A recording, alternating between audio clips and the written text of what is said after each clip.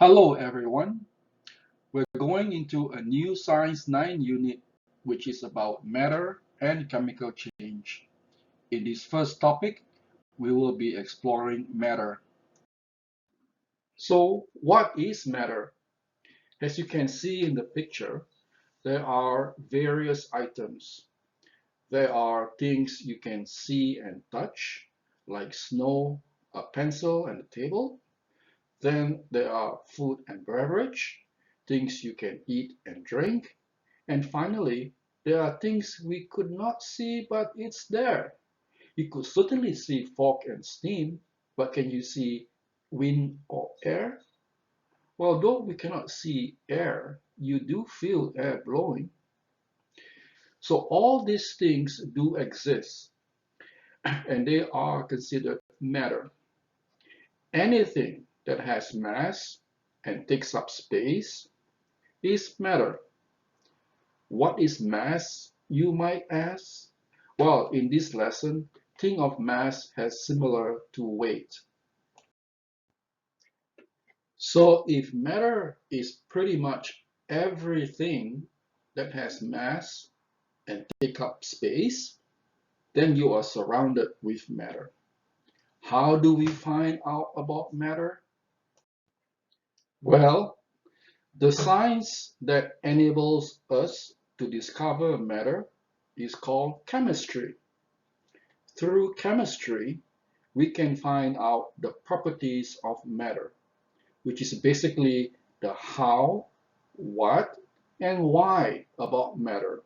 And then we'll learn about how these matter transform or undergo changes. One matter that is very common and vital in our lives is water. Without water, we cannot survive.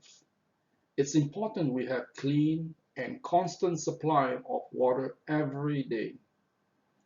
The matter which we will observe, water, is made up of two types of atoms. Atoms, by the way, are the building blocks of life. All matter is made up of atoms. For water, it has two types of atoms, oxygen and hydrogen. When two hydrogen atoms join with one oxygen atom, this is known as a water molecule, H2O. That's the chemical symbol you see in the top right corner. As you might already suspect, there must be million, billion, trillion, zillion of water molecules. So why we cannot see these water molecules with our eyes? Well, that's because they are so small. Because water molecules are joined together, as you can see in the picture, they produce a mass big enough that we can see with our eyes. Now that we know what water is made of, let's discover another property of water.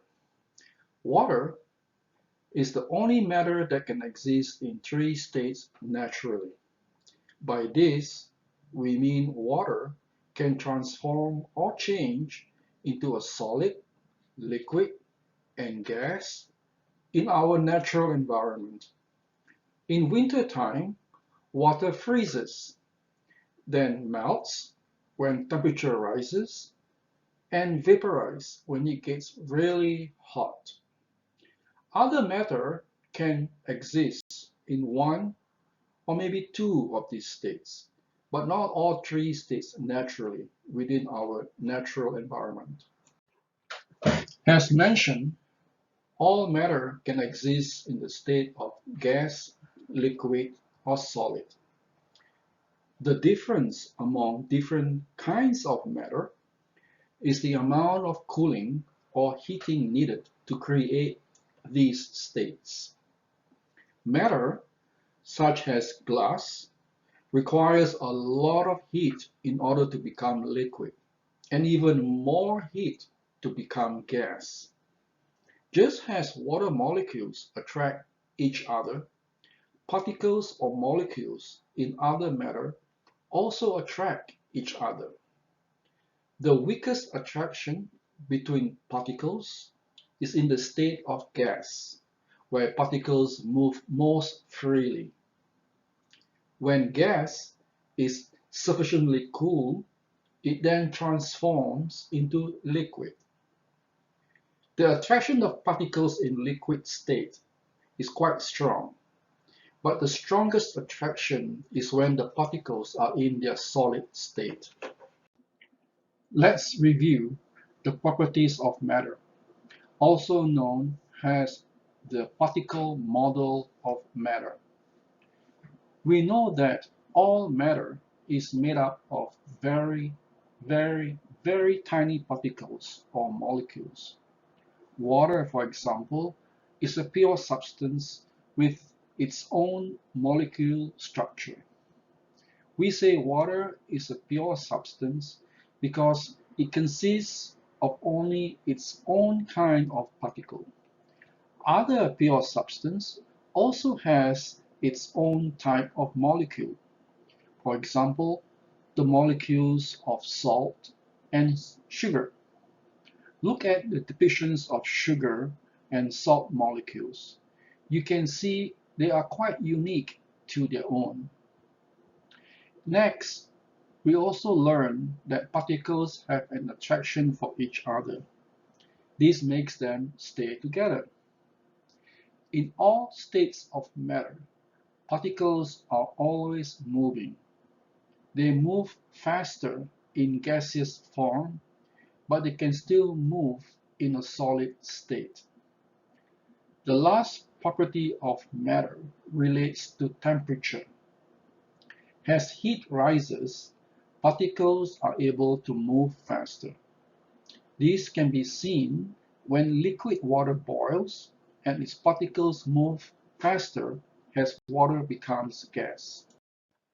We know that water has a matter, is a pure substance, which means it consists of only one type of particle.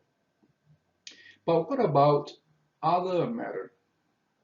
Well, many things or matter around us are actually mixtures of two or more substances. Coffee, for example, may have cream and sugar.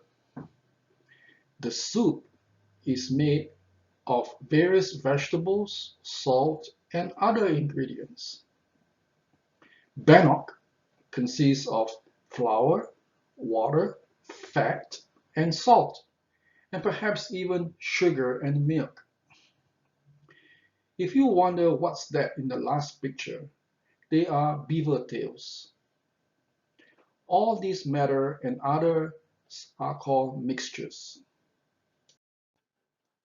Mixtures of matter are further divided into homogeneous, meaning uniformly mixed, or heterogeneous, not uniformly mixed. In the picture, you see homogeneous mixtures like orange juice, which is uniform, or the tomato soup, which is also uniformly blended. The same, however, could not be said about the bowl of mixed berries or the pizza, which are not uniformly mixed. This is because you can see the separate components in heterogeneous mixtures. As a review, let's explore these examples. Can you think of other matter that are homogeneous and heterogeneous? What about our body? Let's see what we already learned about matter. Fill in the blanks if you have the handout as shown, or if not, write the whole page on a piece of paper and complete the sentences. In next lesson, we'll discover more about changes in matter. See you. Until then, keep and stay safe with family and friends.